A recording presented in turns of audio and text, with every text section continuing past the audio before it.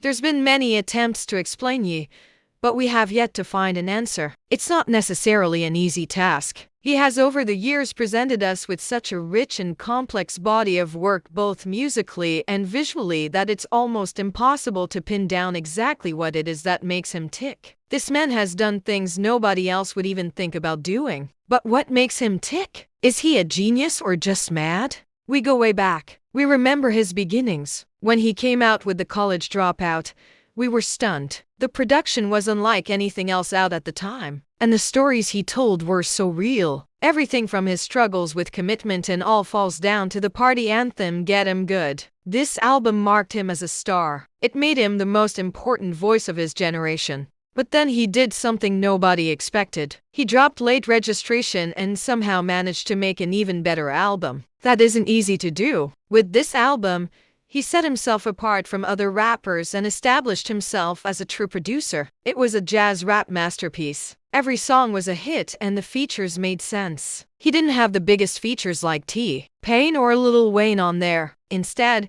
he had people like Common and John Legend. After this, he pretty much had solidified himself as a genius. But he wasn't finished. Not even close. His third studio album, My Beautiful Dark Twisted Fantasy, was his magnum opus. He created a world with this album. And while the world may be twisted, it was undoubtedly beautiful. From the opening notes of Beware to the closing thoughts of Who Will Survive in America, he paints a picture of excess that's hard to ignore. It is arguably one of the greatest albums ever made, if not the greatest. And it was made during one of the most controversial times in his life. He married Kim Kardashian, got in trouble with the law, got in trouble with the church, all while making possibly the greatest album of all time. It's hard to argue that he isn't a genius at this point. We can look at the music, which proves that he's a gifted songwriter and rapper, but also a mastermind when it comes to production. He could make hits like Stronger and Can't Tell Me Nothing without even trying. In fact,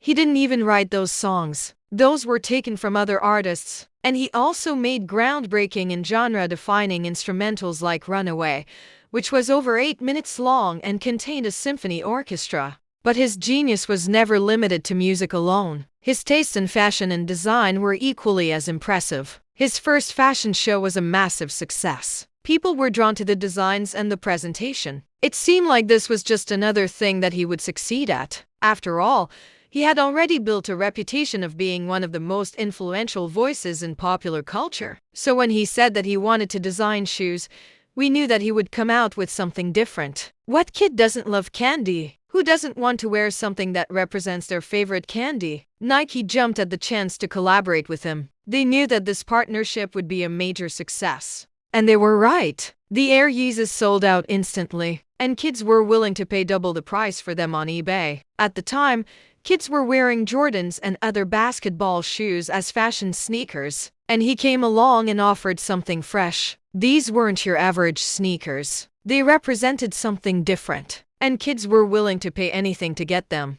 But this was just the beginning. His debut clothing line was revolutionary. No one had ever seen anything like it before. He mixed high fashion with streetwear and made it look effortless. Before Kanye, hip-hop fashion was all about baggy clothes and baseball caps. But he came along and changed everything. He introduced the world to the Louis Vuitton Dawn. He showed us all how to dress. He taught us how to dress well. He inspired a whole new generation of designers. He changed the way that we see fashion. He also made one of the best music videos ever made. Power is a video that everyone remembers. It featured him dancing in front of the New York City skyline. It was iconic. It was powerful. It was unforgettable. But it wasn't without controversy. Some people felt that the video was too much like Michael Jackson's Thriller. But this didn't bother him. He was just being himself. He was just being Kanye. This brings us to the first sign of madness. During this time, he started to have some strange outbursts. He interrupted Taylor Swift's acceptance speech at the VMAs. And this is where people started to see him as erratic. This is where his public image took a turn. People couldn't understand why he would do such a thing. But this was just the beginning.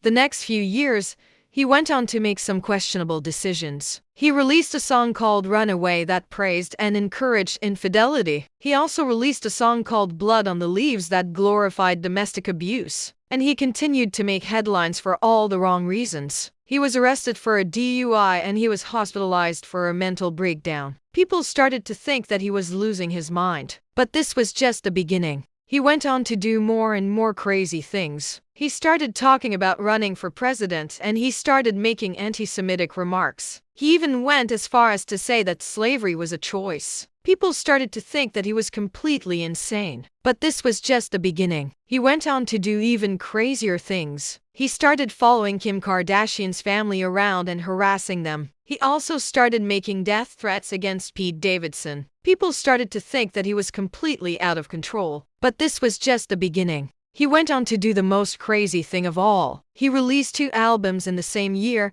Donda and Donda 2. Both albums were leaked online before they were released. And he responded by releasing the unfinished versions of the albums. This was madness. It was insanity. It was complete and utter chaos. But this brings us to our final question, which is why? Why did he do all of this? Was he a genius or was he just mad? Let's start with the genius argument. He's undeniably talented. He's a gifted songwriter, rapper, and producer. He has influenced an entire generation of artists. He has changed the way that we see music. He is one of the most important voices in popular culture. There is no denying his genius. Now let's look at the madness argument. His behavior is often erratic and unpredictable. He has made some terrible decisions in his life. He has hurt people with his words. He has put himself in dangerous situations. He has been a liability to himself and to others. His madness has gotten the better of him. So the question is, which one is he? Is he a genius or is he just mad? The answer is neither. He is neither a genius nor mad. He is something else entirely. He is an artist. He is a visionary. He is a creative genius. He is a madman. He is an enigma. He is a riddle. He is a mystery. He is Kanye West.